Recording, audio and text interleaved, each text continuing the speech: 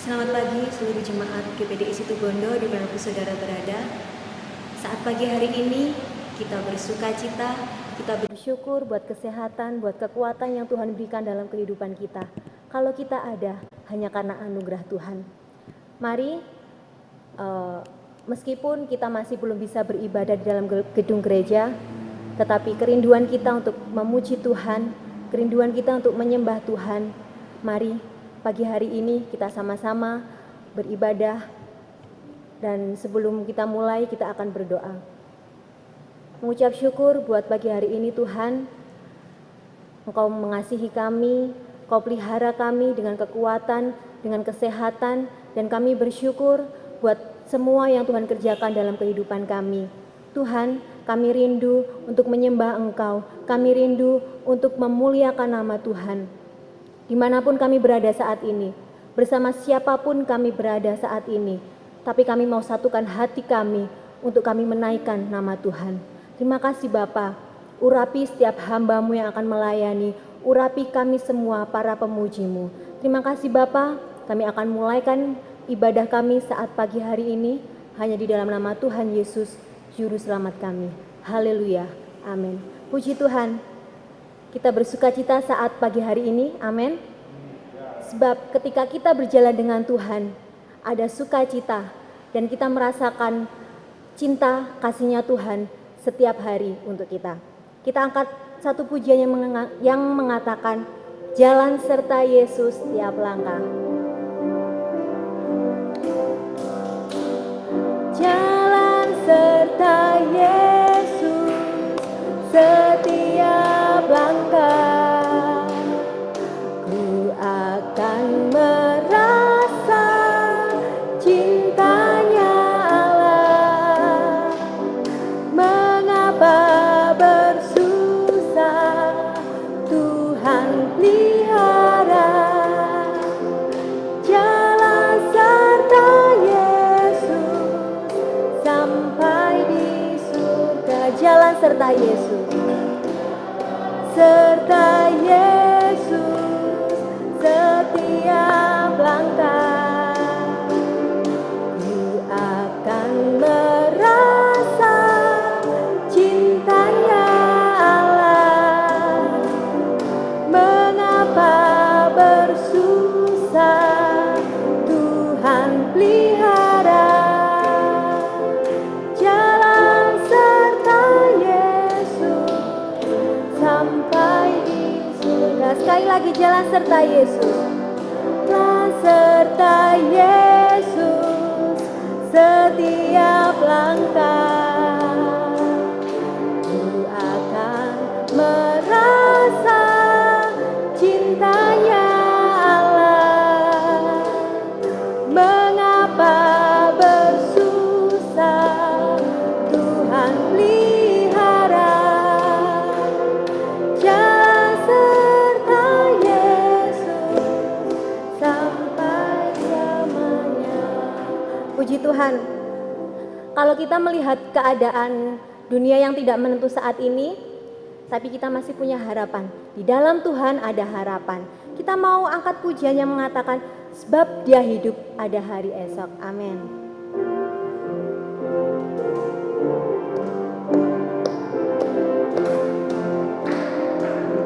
Anak Allah, Yesus namanya, menyembuhkan, menyucikan, bahkan mati, tebus dosaku, kubur kosong membuktikan Dia hidup. Sebab Dia hidup, sebab Dia hidup, ada hari esok. Sebab Dia hidup, ku tak gentar, karena ku tahu Dia pegang hari esok. Hidup jadi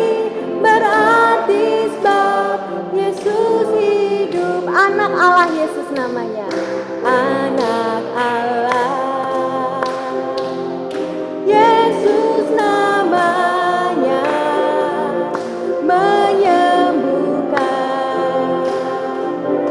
menyucikan, bahkan mati, tebus dosaku, kubur kosong membuktikan Yesus hidup. Sebab dia hidup, sebab dia hidup, amin. Ada hari esok, sebab dia hidup.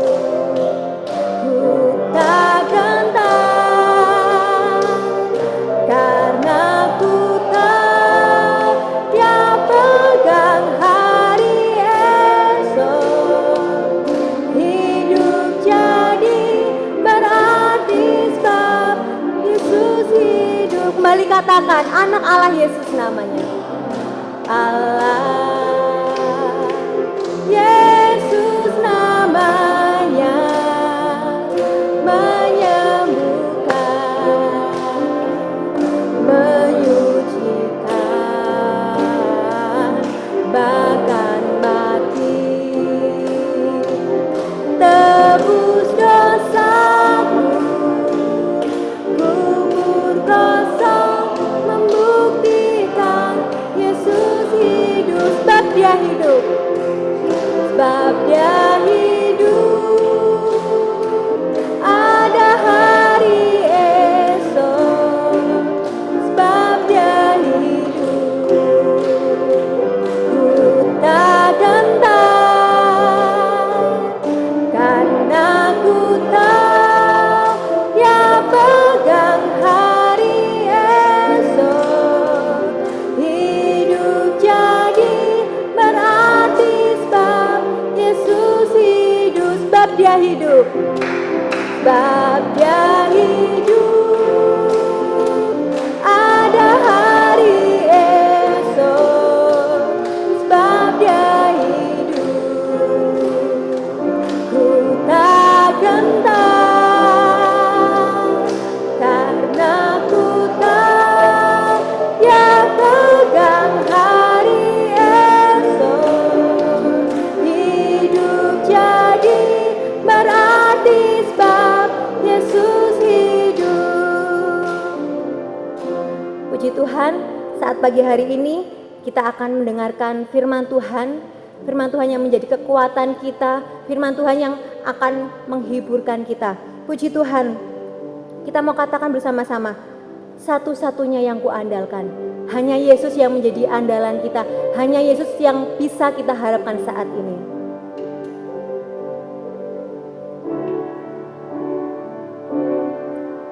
Engkau Tuhan yang setia, waktumu selalu yang terbaik. Engkau Tuhan sandaranku, dan ku hanya kan berharap padamu. Satu-satunya yang ku andalkan, satu-satunya yang ku percaya. Engkau kekuatan, sumber pengharapan, sumber kedamaian. Satu-satunya yang ku andalkan, satu-satunya yang ku percaya. Engkau Tuhan memberkati, Tuhan penyembuhku, Tuhan pemulihku. Satu-satunya yang ku andalkan, haleluya. satu-satunya yang ku andalkan, satu-satunya yang ku percaya. Engkau sumber kekuatan, sumber pengharapan, sumber kedamaian, satu-satunya yang ku andalkan, satu-satunya yang ku percaya. Engkau Tuhan memberkati, Tuhan penyembuhku, Tuhan pemulihku.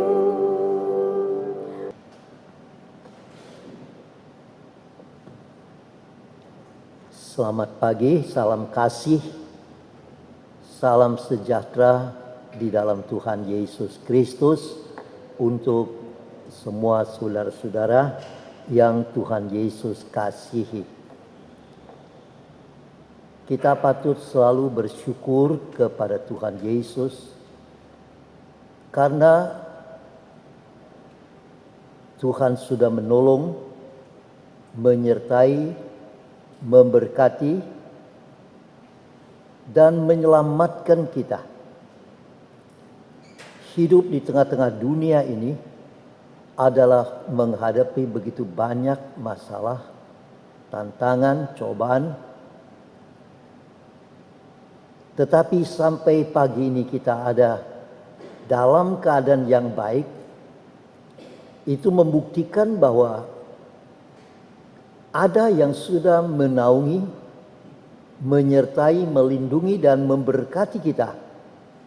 Tidak lain, Dia adalah Tuhan kita, Yesus Kristus. Puji Tuhan Yesus. Biar kita muliakan Dia, karena Dia sudah memberikan kepada kita keyakinan penuh bahwa dengan kekuatan kemampuan kita, tidak mungkin kita dapat hidup sampai hari ini dalam keadaan yang baik, aman, selamat. Tetapi karena Tuhan Yesus telah mengerjakan penebusan, telah menolong kita, memberikan keselamatan. Nah, itu sebabnya Tuhan telah memberikan kepada kita iman.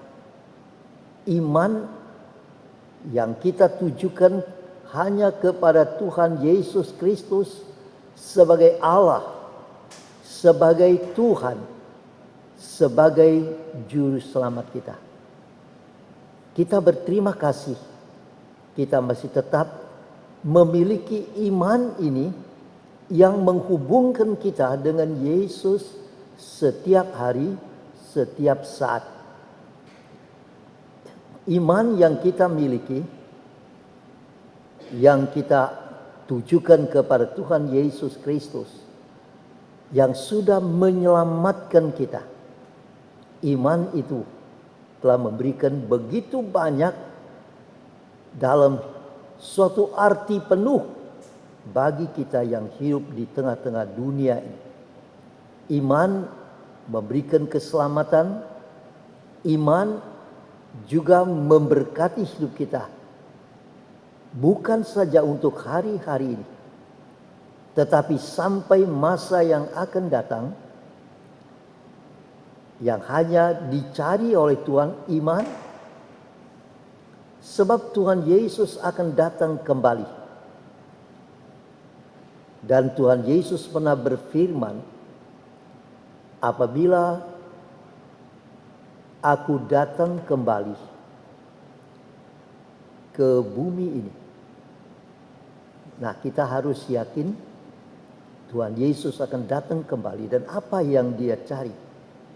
Dia katakan, apakah aku masih akan mendapatkan iman di atas muka bumi? Jadi iman inilah yang merupakan sesuatu pegangan dalam hidup kita, jaminan untuk memberikan keselamatan, untuk memberkati kita, untuk memberikan masa depan yang cerah bagi kita. Baik, kita akan membaca beberapa ayat pada pagi ini yang berpusat pada iman. Saya akan kutip ayat sebagai pokok pembicaraan kita pagi ini. Saya ambil dari kitab Galatia atau suratan Galatia pasal yang ketiga. Galatia pasal yang ketiga ayat yang ke-29. Demikian firman Tuhan.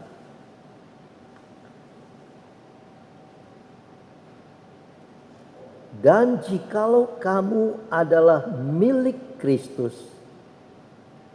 maka kamu juga adalah keturunan Abraham dan berhak menerima janji Allah. Kita mulai dari ayat ini. Jika kamu milik Kristus, kamu juga adalah keturunan Abraham dan berhak menerima janji Allah. Paulus bicara mengenai keturunan Abraham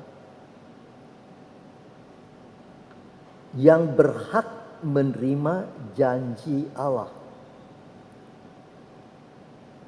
Nah, siapakah yang dimaksudkan oleh Paulus sebagai keturunan Abraham? Kita tahu orang-orang Israel atau Yahudi memang betul mereka adalah sebagai keturunan Abraham. Tetapi Tuhan Yesus tidak mengakui mereka sebagai keturunan Abraham. Memang secara jasmani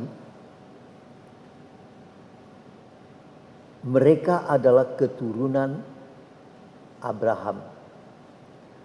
Tetapi Tuhan memandang dari sudut lain dan mengatakan mereka itu sebetulnya bukan keturunan Abraham yang Tuhan Yesus katakan secara rohani. Sebab terjadi peristiwa dalam Injil Yohanes pasal yang ke-8. Injil Yohanes pasal yang ke-8 ayat yang ke-39.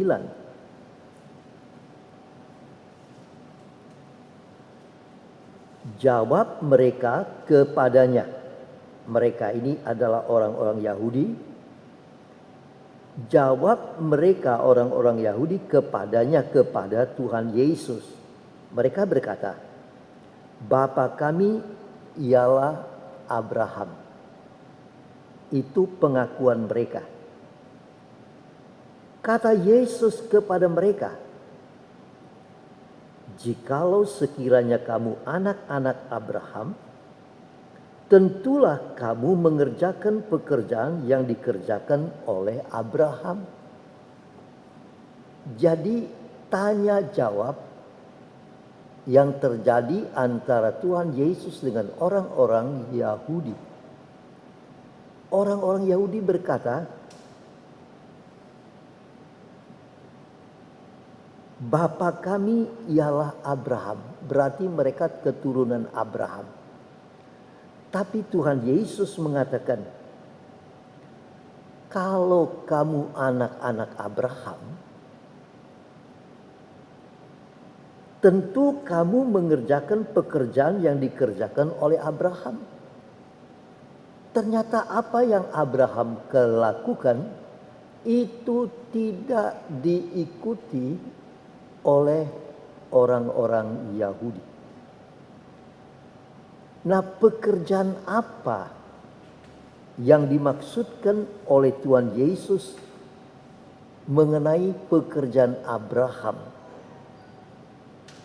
Nah, kita kembali kepada surat Galatia pasal yang ketiga tadi. Dalam kitab atau surat Galatia pasal 3 ayat 6 dan 7. Galatia 3 ayat 6 dan 7. Secara itu juga Abraham percaya kepada Allah. Maka Allah memperhitungkan hal itu kepadanya sebagai kebenaran. Jadi kamu lihat bahwa mereka yang hidup dari iman, mereka itulah anak-anak Abraham. Ini penjelasan dari Tuhan Yesus.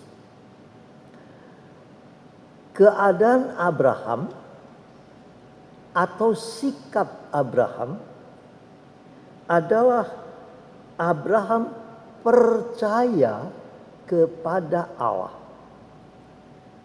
Itu menjadi ciri dari kehidupan Abraham, percaya kepada Allah. Lalu Tuhan Yesus berkata, Paulus berkata, jadi kamu lihat bahwa mereka yang hidup dari iman, mereka itulah anak-anak Abraham. Jadi yang menentukan apakah mereka keturunan Abraham harus sama keadaannya dengan Abraham. Abraham percaya kepada Allah. Nah, percaya ini banyak disebut dalam perjanjian lama. Percaya kepada Allah. Lalu sampai di perjanjian baru itu disebut iman. Jadi percaya atau iman. Berarti Abraham sejak mulai hidup di dalam panggilan Tuhan, dia adalah seorang yang percaya kepada Allah atau beriman. Nah, kalau seorang mengatakan, aku keturunan Abraham, keadaan Abraham ini harus nyata di dalam hidup mereka. Kalau Abraham percaya kepada Allah, maka turunan-turunannya harus percaya atau beriman. Nah, itu sebabnya Tuhan Yesus tadi berkata,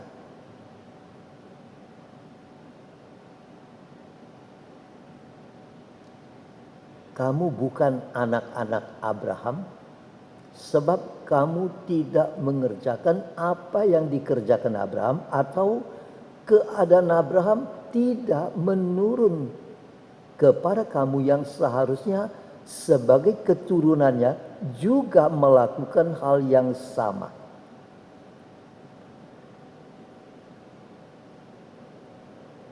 Abraham percaya kepada Allah. Nah, ini merupakan kutipan dari kitab Kejadian. Paulus mengutip kitab Kejadian untuk dinyatakan di tempat ini. Ayat yang dikutip oleh Paulus itu adalah dalam kitab Kejadian pasal 15.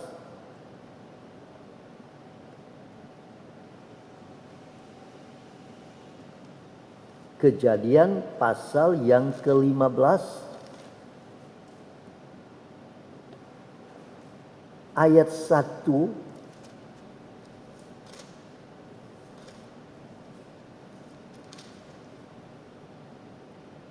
lalu ayat 5 dan 6. Kejadian pasal 15 ayat 1. Kemudian datanglah firman Tuhan kepada Abraham dalam suatu penglihatan, "Jangan takut Abraham, akulah perisaimu, upahmu akan sangat besar." Ayat 5. Lalu Tuhan membawa Abraham keluar serta berfirman, "Coba lihat ke langit, hitunglah bintang-bintang. Jika engkau dapat menghitungnya, maka firman-Nya kepadanya, demikianlah banyaknya nanti keturunanmu." Lalu percayalah Abraham kepada Tuhan, maka Tuhan memperhitungkan hal itu kepadanya sebagai kebenaran. Ayat 5, ayat 6 bagian A, lalu percayalah Abraham kepada Tuhan. Ini yang dikutip oleh Paulus tadi dalam surat Galatia untuk menyadarkan kepada orang-orang Yahudi bahwa mereka harus memiliki sikap pengertian seperti Abraham agar supaya mereka dibenarkan. Sebab ayat 7 tadi, ayat 6, maka Tuhan memperhitungkan hal itu kepadanya sebagai kebenaran. Supaya dibenarkan, maka Abraham harus percaya kepada Allah. Paulus dia menekankan hal ini kepada orang-orang di Galatia. Kalau kamu mau dibenarkan oleh Allah, kamu harus percaya kepada Allah, bukan kepada hal-hal yang lain. Sebab selama ini yang mereka pegang ketat itu adalah hukum Taurat. Tapi Paulus memberikan penjelasan, hukum Taurat itu tidak menyelamatkan. Tetapi yang membenarkan itu bukan hukum Taurat, tetapi percaya. Nah, Abraham ada di dunia ini sebelum hukum Taurat diberikan Allah kepada bangsa Israel.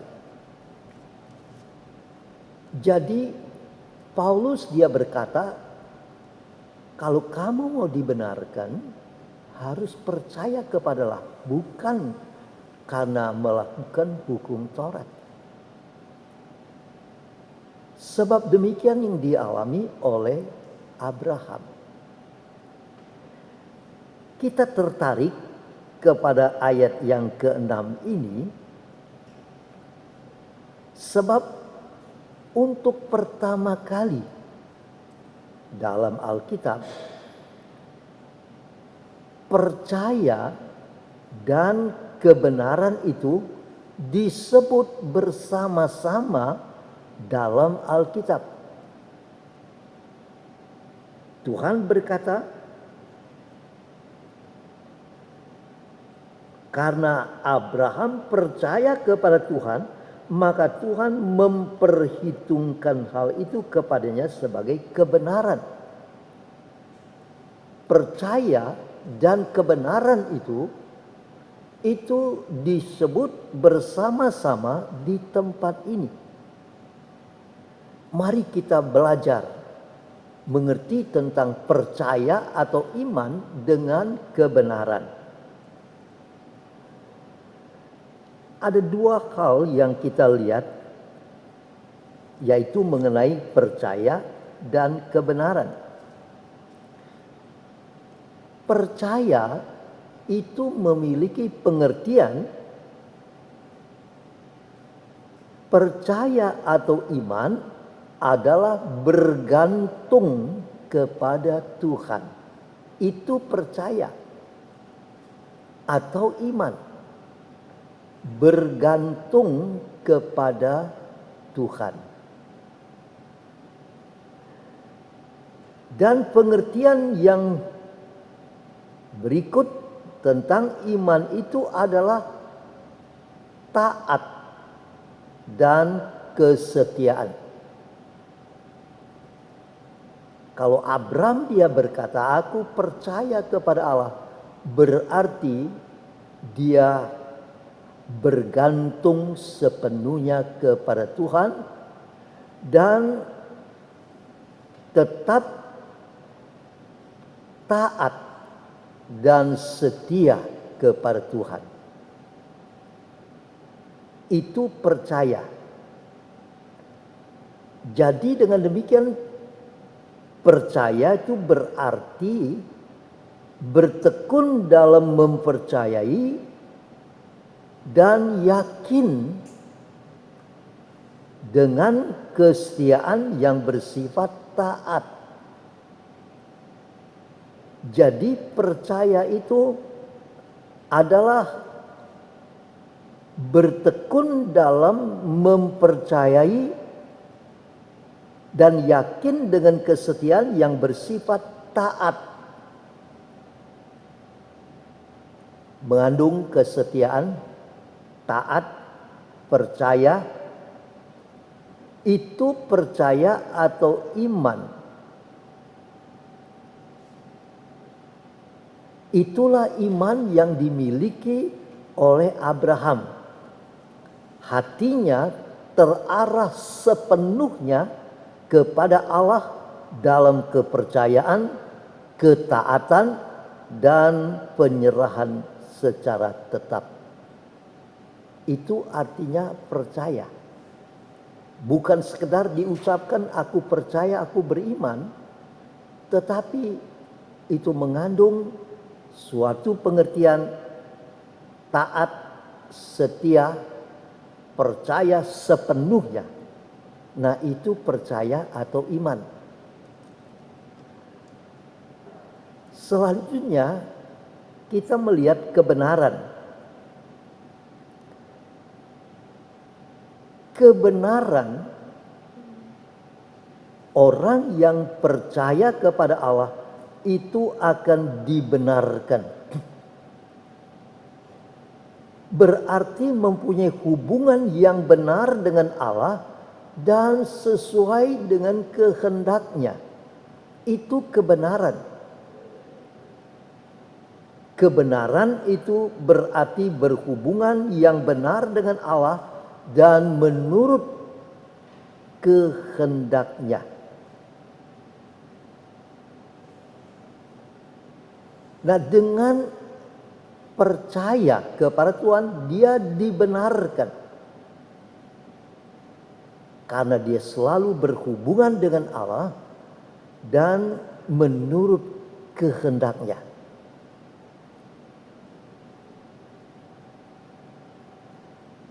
Itu sebabnya pada waktu Tuhan melihat atau berjanji apabila Abraham melakukan ini, percaya kepada Allah dan dibenarkan, maka Tuhan berjanji untuk memberikan berkat-berkatnya. Tadi kita membaca dalam pasal 15 kitab Kejadian, apa berkat-berkat itu? Ayat yang pertama, Tuhan berkata, kemudian datanglah firman Tuhan kepada Abraham dalam suatu penglihatan, janganlah takut Abraham, akulah perisaimu, upahmu akan sangat besar. Akulah perisaimu. Akulah perisaimu, upahmu akan sangat besar.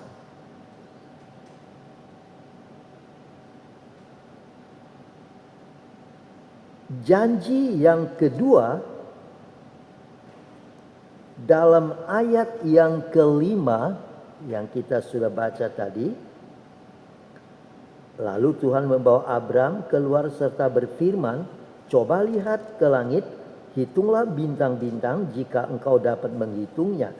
Maka firman-Nya kepadanya, demikianlah banyaknya nanti keturunanmu.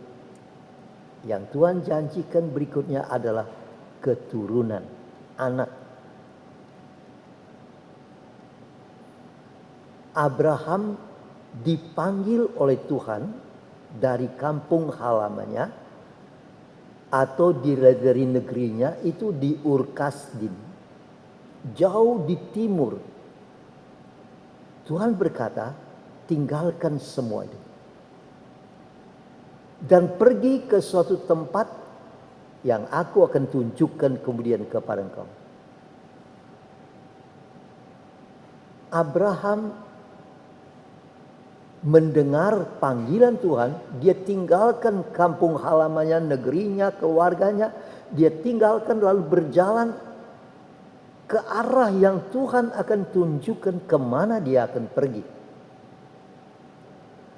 Waktu itu umurnya 75 tahun. Dia sudah beristri, yaitu Sarai.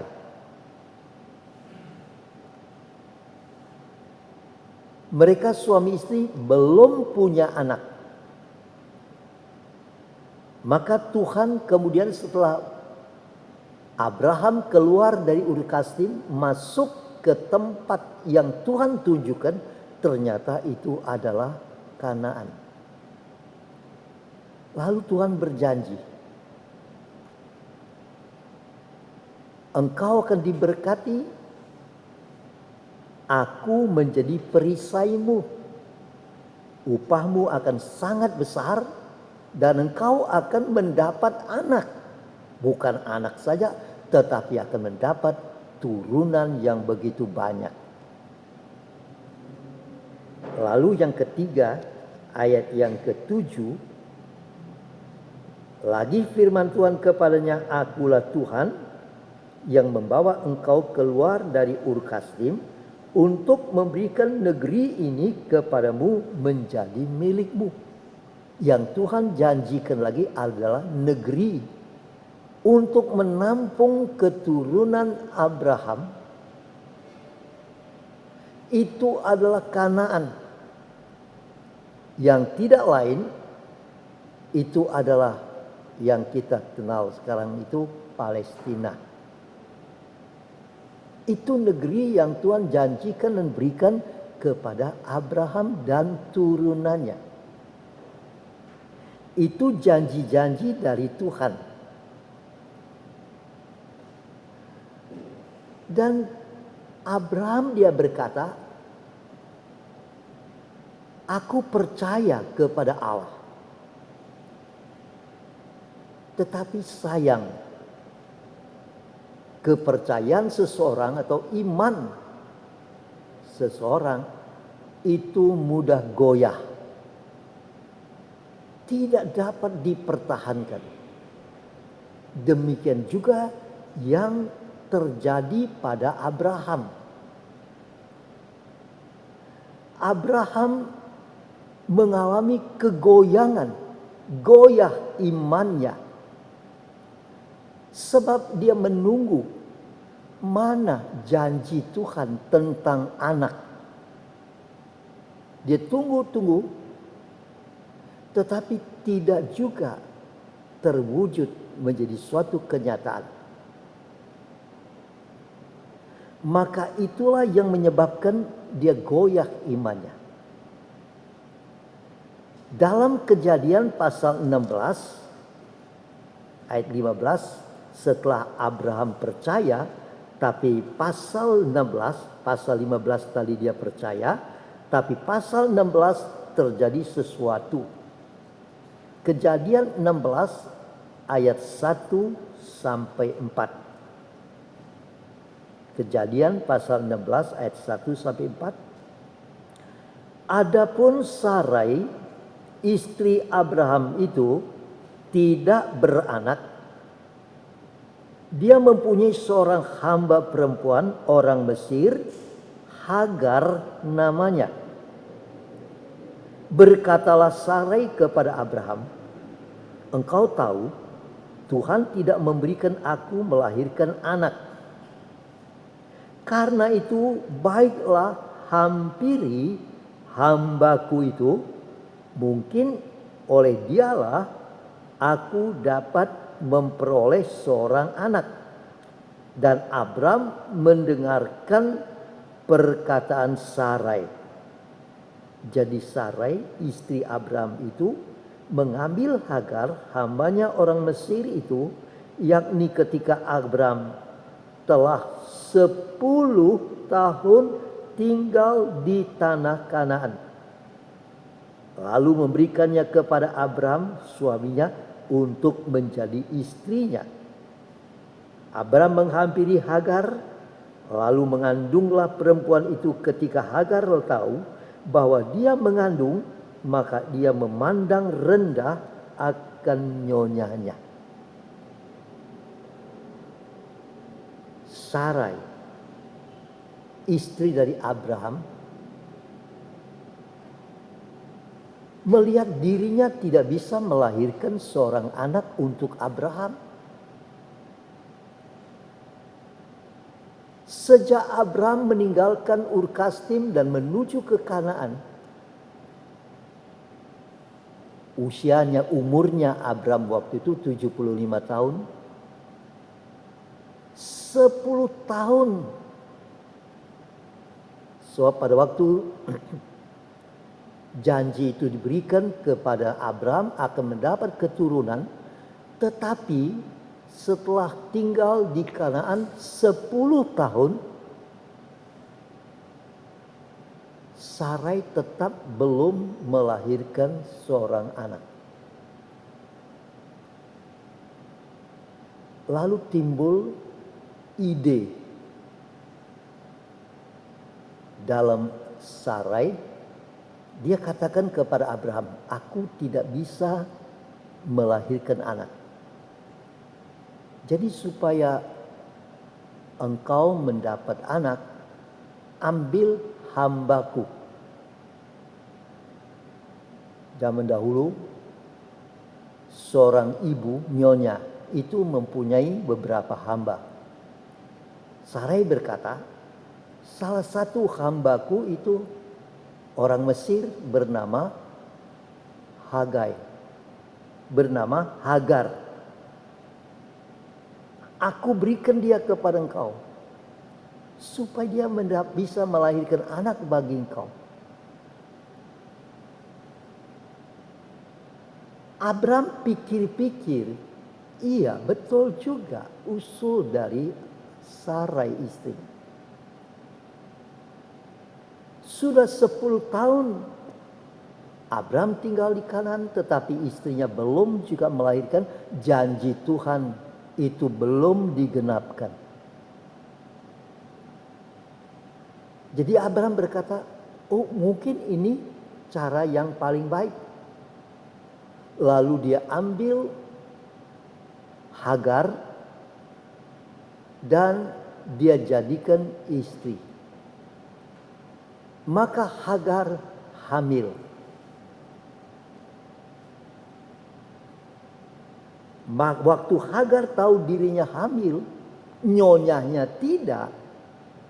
Mulai dia timbul rasa bangga, merasa dirinya istimewa, dan dia rendahkan nyonyanya.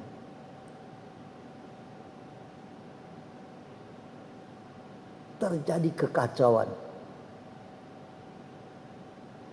Yang kita lihat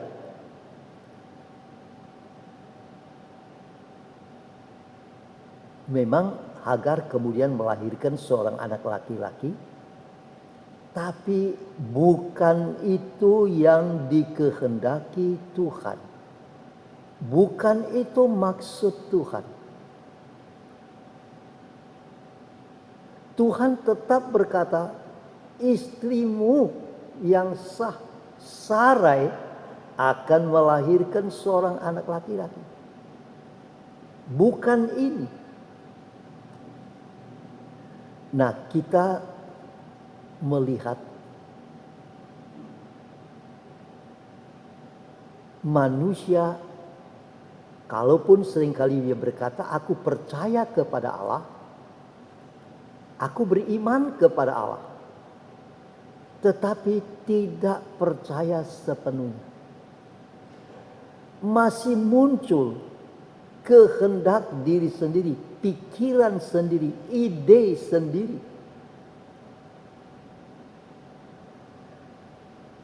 Paulus dia berkata di dalam 1 Korintus 20.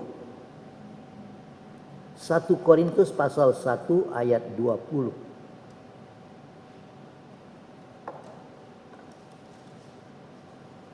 1 Korintus pasal 1 ayat 20 dan 21.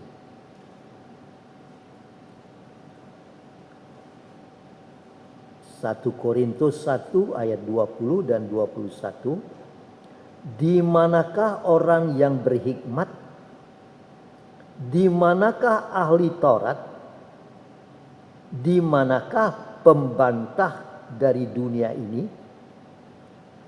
Bukankah Allah telah membuat hikmat dunia ini menjadi kebodohan? Oleh karena dunia dalam hikmat Allah tidak mengenal Allah oleh hikmatnya, maka Allah berkenan menyelamatkan mereka yang percaya oleh kebodohan pemberitaan Injil. Nah, Paulus dia membandingkan Allah adalah penuh hikmat. Dunia pun memiliki hikmat. Manusia pun mempunyai hikmat. Tapi hikmat dari manusia, menurut ayat ini, itu suatu kebodohan. Tidak bisa dibandingkan dengan hikmat dari Allah.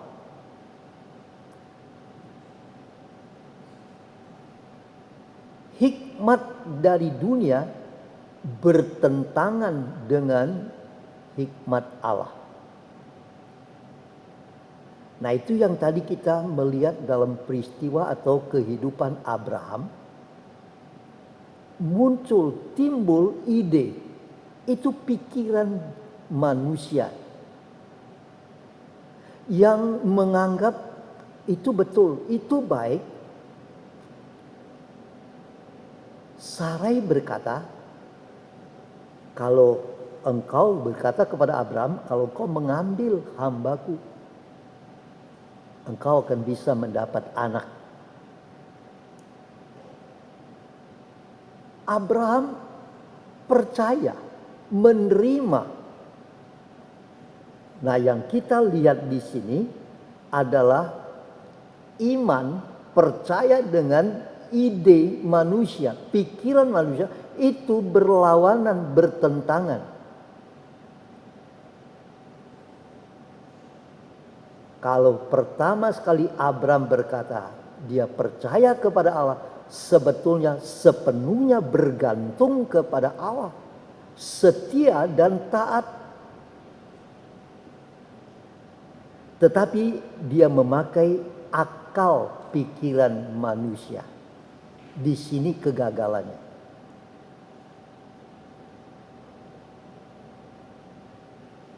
Nah, iman itu adalah suatu sikap yang di dalamnya seorang melepaskan andalan diri sendiri. Itu iman. Melepaskan andalan diri sendiri untuk segala usaha, pengharapan. Manusia punya kebutuhan, pengharapan. Lalu banyak kali manusia mengejar itu dengan akal pikiran sendiri, dengan ide, dengan hikmat manusia. Tapi hati-hati, itu seringkali bertentangan dengan iman yang seharusnya kita arahkan kepada Tuhan kita Yesus Kristus. Mari kita berhati-hati. Kalau kita beriman kepada Tuhan, percaya kepada Tuhan, sepenuhnya kita mengandal kepada Dia.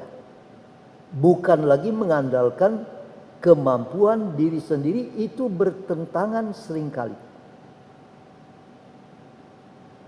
Maka karena usul dari Sarai, akhirnya timbul kekacauan dalam rumah tangga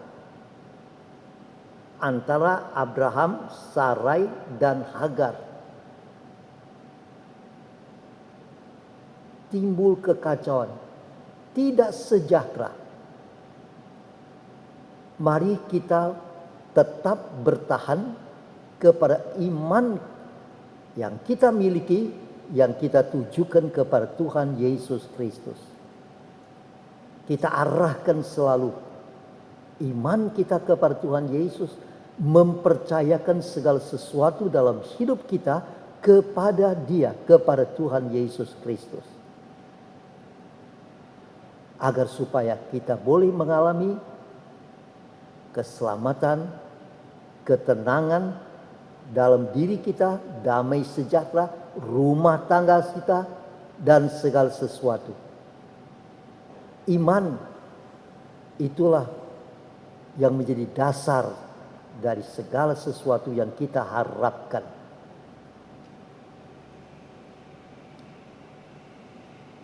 Tetapi kita berterima kasih kepada Tuhan yang sangat baik. Dia melihat Abraham menyimpang. Lalu kemudian dia memperbaharui iman Abraham lewat firman yang disampaikan kepada Abraham, sesuatu yang Tuhan sampaikan kepada Abraham yang memantapkan imannya. Kejadian 22, kembali Kejadian pasal 22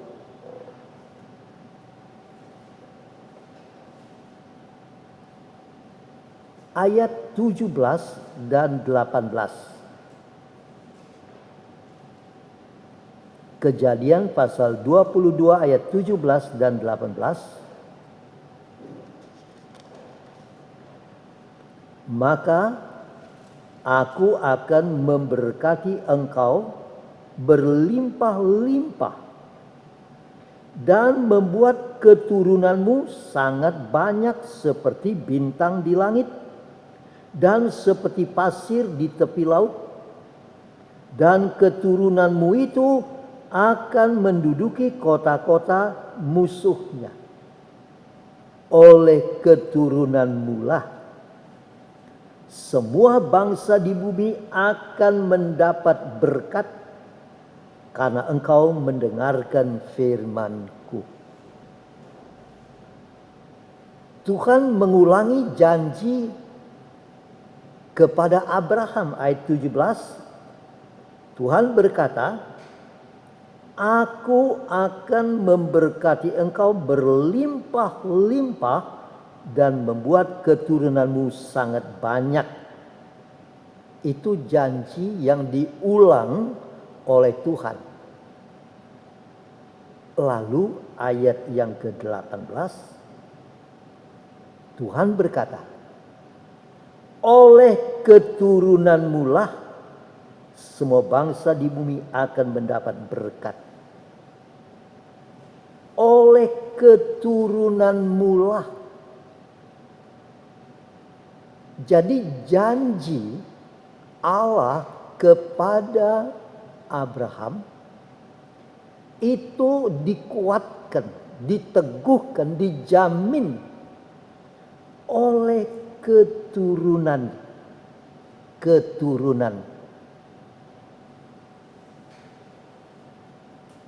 Siapa yang dimaksud keturunan di sini? Kita harus tahu yang dimaksudkan keturunan ini siapa. keturunan Daud itu orang Israel. Itu suatu bangsa. Tapi yang dimaksudkan di sini oleh keturunanmu, seorang keturunanmu. Ini baru dijelaskan oleh Paulus. Yang dimaksudkan keturunan itu di Kejadian pasal 22 ini siapa? Galatia, kembali kepada Galatia pasal 3. Galatia pasal 3. Ayat yang ke-8.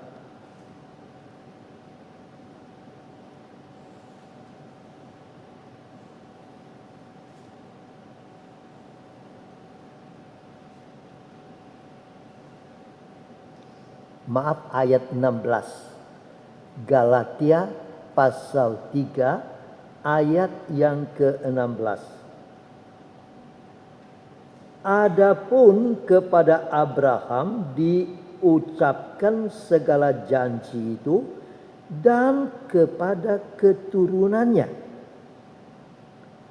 Tidak dikatakan kepada keturunan-keturunannya, seolah-olah dimaksudkan banyak orang, tetapi hanya satu orang, dan kepada keturunanmu, yaitu Kristus. Allah memberikan suatu pengertian bahwa berkat yang dapat dialami oleh Abraham beserta keturunannya, bangsa Israel, bahkan bagi semua bangsa-bangsa, itu lewat seorang keturunan Abraham, yaitu Kristus. Tidak lain, dia adalah Tuhan Yesus Kristus.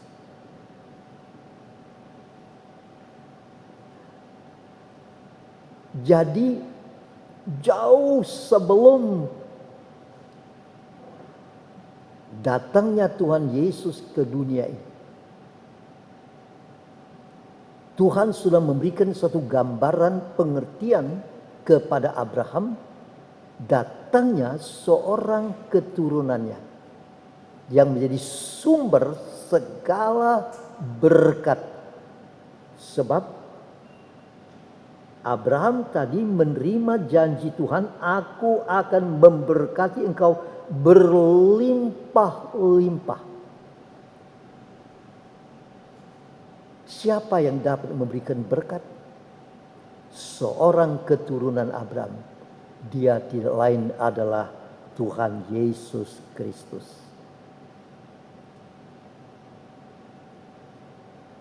Maka tadi kalau kita kembali kepada Galatia 3 ayat yang ke-8. Galatia 3 ayat 8.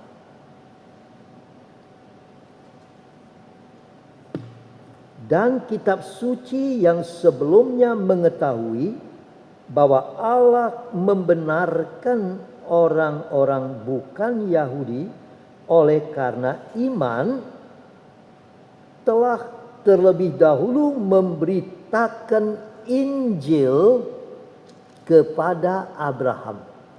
Olehmu segala bangsa akan diberkati. Jadi Tuhan memberitakan Injil kepada Abraham. Kapan Abraham menerima Injil? Kita tahu Injil itu bicara tentang kedatangan, kematian, kebangkitan Tuhan Yesus. Itu Injil. Nah, Abraham menerima Injil tadi di dalam Kejadian 22 tadi oleh keturunanmu, seorang keturunanmu, Yesus. Ini Injil yang Paulus katakan disampaikan kepada Abraham. Abraham sudah menerima Injil.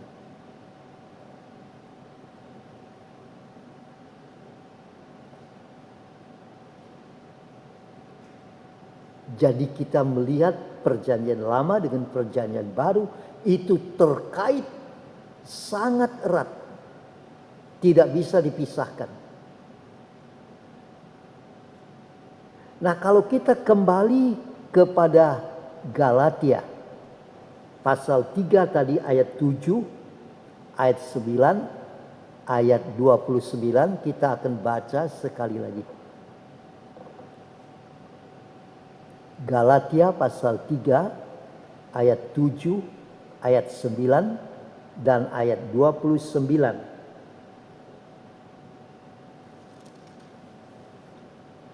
Jadi kamu lihat bahwa mereka yang hidup dari iman, mereka itulah anak-anak Abraham. Ayat 7. Mereka yang hidup dari iman, mereka inilah anak-anak Abraham. Karena Abraham menjadi orang percaya atau beriman, maka orang-orang yang beriman itulah anak-anak Abraham. Ayat 9. Jadi mereka yang hidup dari iman, merekalah yang diberkati bersama-sama dengan Abraham yang beriman. Jadi orang yang beriman sama dengan Abraham yang beriman. Karena Abraham diberkati berlimpah-limpah, begitu juga orang-orang yang hidup dalam iman akan mengalami berkat yang limpah. Ayat 29. Dan jikalau kamu adalah milik Kristus, maka kamu juga adalah keturunan Abraham dan berhak menerima janji Allah. Kita melihat dalam ayat-ayat ini menyinggung tentang Abraham, lalu Kristus dan anak-anak Abraham. Kita dihubungkan, dikaitkan dengan Abraham dan Kristus. Kita melihat dari ayat-ayat ini, dengan gampang kita dapat mengerti bahwa apabila kita beriman kepada Tuhan Yesus Kristus, kita ini menjadi miliknya. Kita beriman kepada Yesus, menjadi milik Yesus, maka kita disebut keturunan Abraham.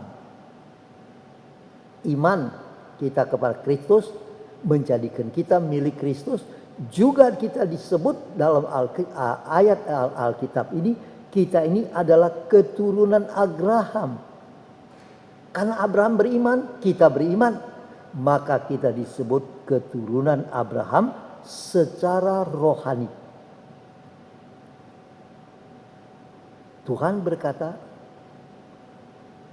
orang-orang Yahudi menyebut dirinya anak-anak Abraham, keturunan Abraham.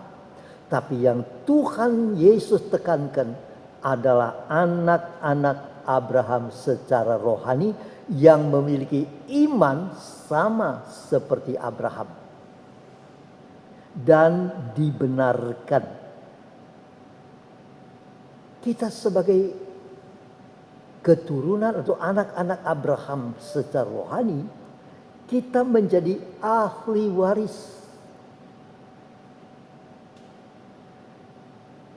Menurut janji Allah, kita ahli waris karena iman seperti Abraham. Dan menjadi ahli waris dan dapat mewarisi segala berkat yang dijanjikan Allah kepada Abraham. Allah berjanji kepada Abraham banyak berkat limpah-limpah.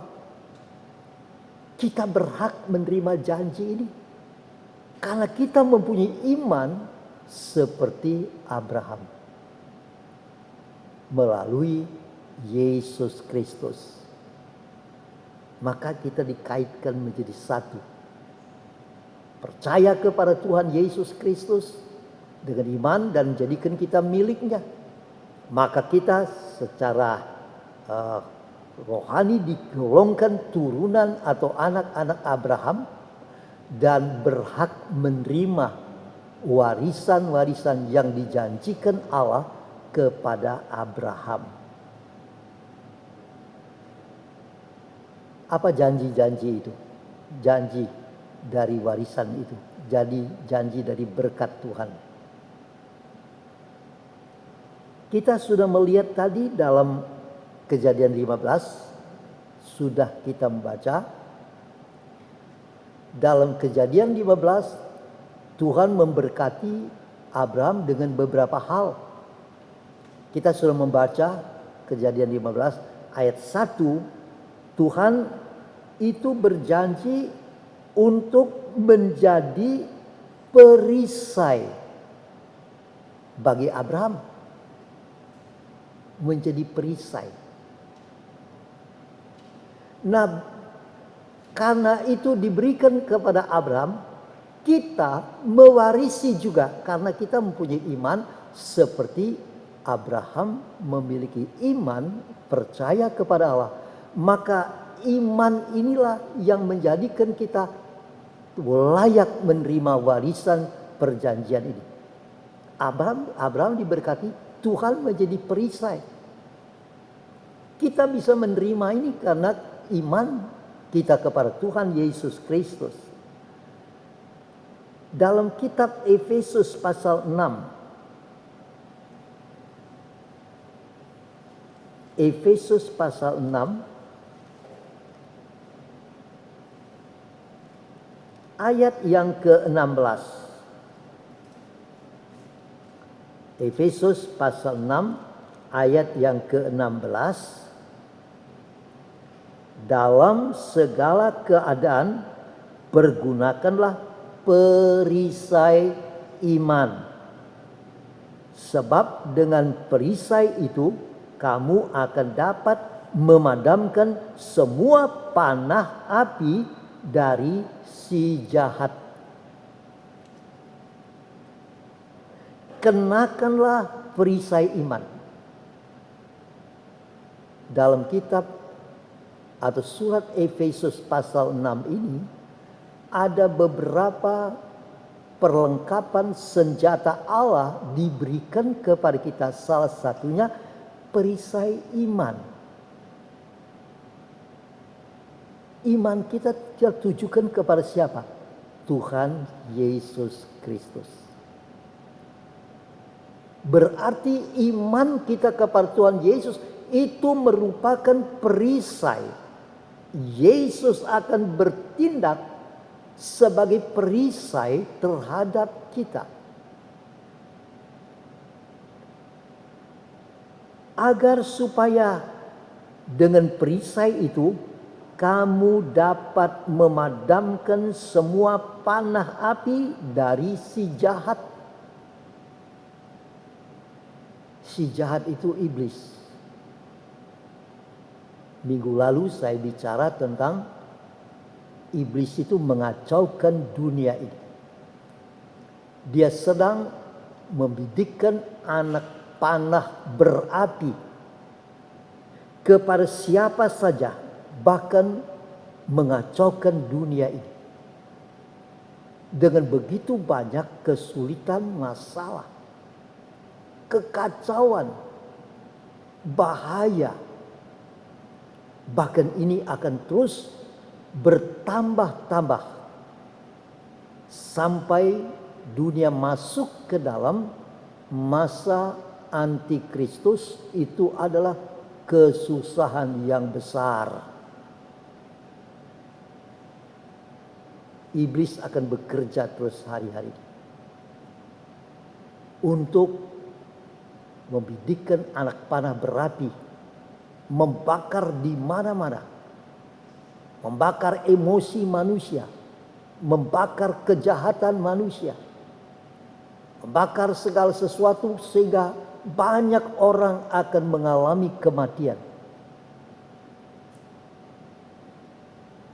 Tetapi Tuhan telah memberikan perisai iman percaya kita kepada Tuhan Yesus, dia akan menjadi perisai kita.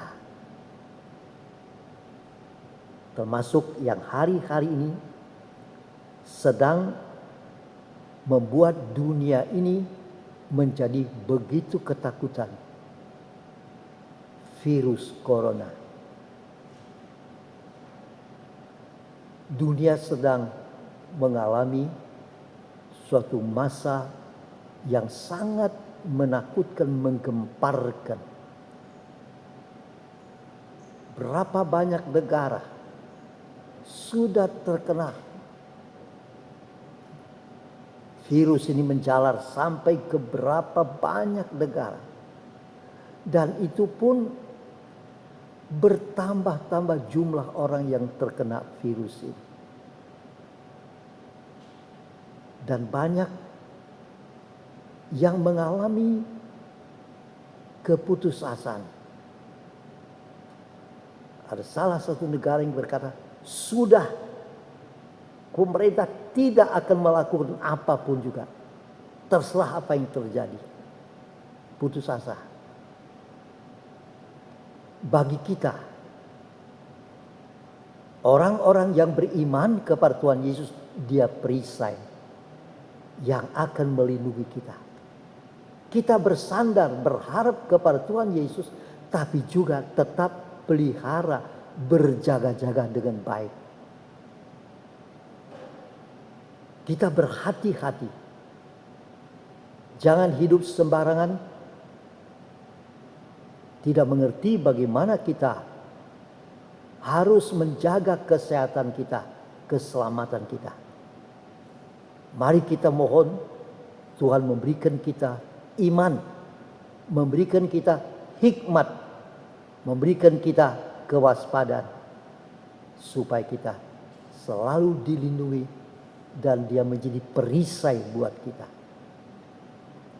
Janji yang berikutnya adalah upahmu sangat besar. Upahmu sangat besar. Ibrani pasal 11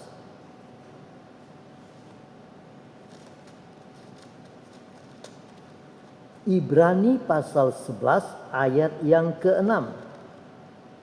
Ibrani 11 ayat yang ke-6. Tetapi tanpa iman tidak mungkin orang berkenan kepada Allah. Sebab barang siapa berpaling kepada Allah, dia harus percaya bahwa Allah ada dan bahwa Allah memberi upah kepada orang yang sungguh-sungguh mencari Dia. Dikaitkan dengan iman, percaya kepada Allah. Dan dikatakan Allah memberi upah kepada orang yang sungguh-sungguh percaya, beriman dan mencari kepada Tuhan. Tidak lepas dari iman. Iman kita itu adalah kepada Tuhan Yesus Kristus.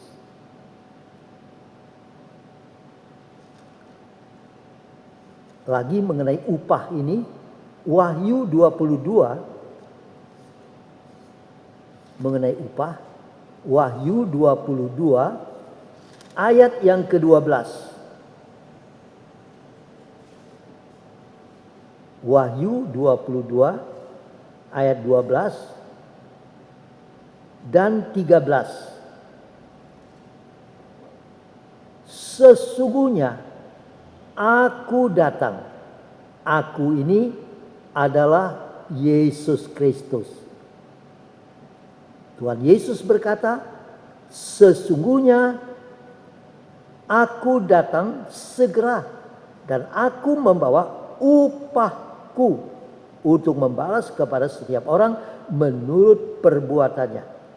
Aku adalah Alfa dan Omega, yang pertama dan yang terkemudian, yang awal dan yang akhir. Mulai sejak kita beriman kepada Tuhan Yesus, Dia akan memberkati kita. Sampai pengiringan kita langkah terakhir, pada waktu Tuhan Yesus datang kembali nanti, maka Dia akan memberikan upah secara limpah kepada kita semua. Upah yang begitu banyak. Kita tidak dapat membayangkan apa saja yang diberikan, tetapi kita beriman bahwa pengiringan kita kepada Tuhan Yesus mulai sejak kita beriman kepada Dia sampai Tuhan Yesus datang, itu akan menerima upah keselamatan, hidup kekal di dalam Tuhan Yesus Kristus. Lalu janji Tuhan lagi kepada Abraham itu adalah bicara mengenai keturunan,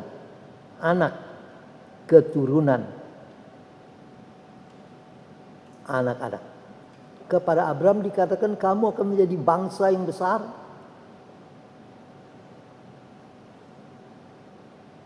Kita rohanikan ini. Kita juga akan melihat ada orang-orang yang akan kita menangkan, selamatkan. Itu adalah orang-orang yang boleh dikatakan kita melahirkan atau kita membawa dia kepada jalan keselamatan. Injil Yohanes pasal yang keempat. Injil Yohanes pasal yang keempat ayat yang ke-35 dan 36. Injil Yohanes pasal 4 ayat 35 dan 36.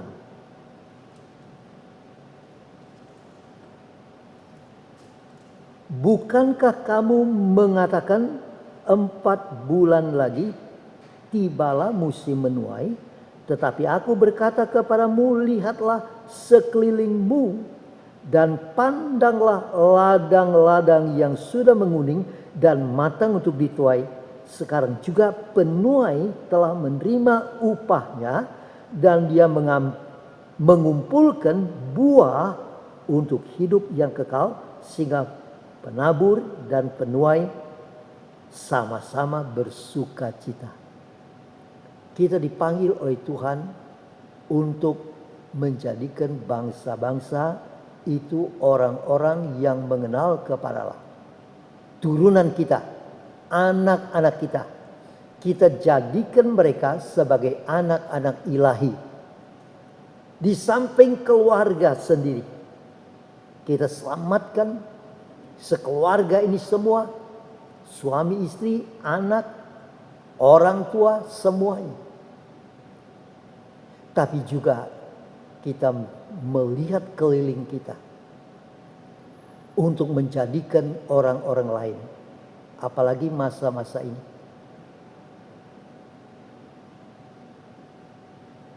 Saya merasa inilah rupanya saatnya kita dipakai oleh Tuhan. Sebab di mana-mana diadakan kebaktian online. Lewat media itu disebarkan. Dan kita melihat lewat HP dan lain-lainnya itu. Kita melihat pujian di mana-mana tetap diadakan. Di rumah-rumah. Di suatu kelompok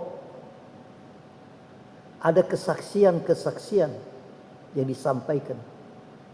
Itu tersebar lewat jalan ini. Tuhan sedang mengabarkan Injilnya supaya lebih banyak orang-orang bisa mendengar berita keselamatan, bisa mengenal kepada Tuhan Yesus sebagai juru selamat dan Tuhan, agar supaya dengan cara demikian kita pun juga bisa membawa lebih banyak orang-orang yang masih ada di dunia ini untuk dibawa kepada Tuhan Yesus Kristus. Tuhan menghendaki kita bukan saja keluarga kita menjadi orang-orang beriman, tapi orang lain juga kita akan bawa. Itu buah-buah kita. Tuhan akan jadikan kita bisa berhasil membawa jiwa-jiwa datang kepada Tuhan. Ini berkat yang Tuhan percayakan kepada kita. Pakai kesempatan ini untuk bekerja, untuk melakukan yang terbaik atas nama Tuhan Yesus Kristus, supaya banyak orang dapat mengenal kepada Tuhan Yesus dan bisa dibawa kepada jalan keselamatan.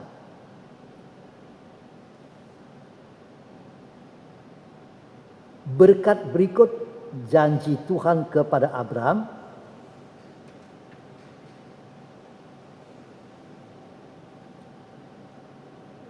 Tadi kita sudah melihat Tuhan akan memberikan negeri kepada Abraham dan keturunannya. Tuhan akan memberikan di mana? Kita ada di rumah masing-masing. Tuhan sudah memberkati kita dengan apa yang kita bisa peroleh dari Tuhan Yesus, menikmati, memakainya. Tetapi ada satu negeri yang Tuhan janjikan kepada Abraham, yaitu Kanaan. Tapi buat kita bukan sesuatu yang di dunia ini akan diberikan oleh Tuhan Yesus karena kita beriman kepada Dia. Janji Tuhan dalam Ibrani pasal 11, Ibrani pasal yang ke-11 ayat 22 sampai 24. Ibrani 11 ayat 22 sampai 24. Karena iman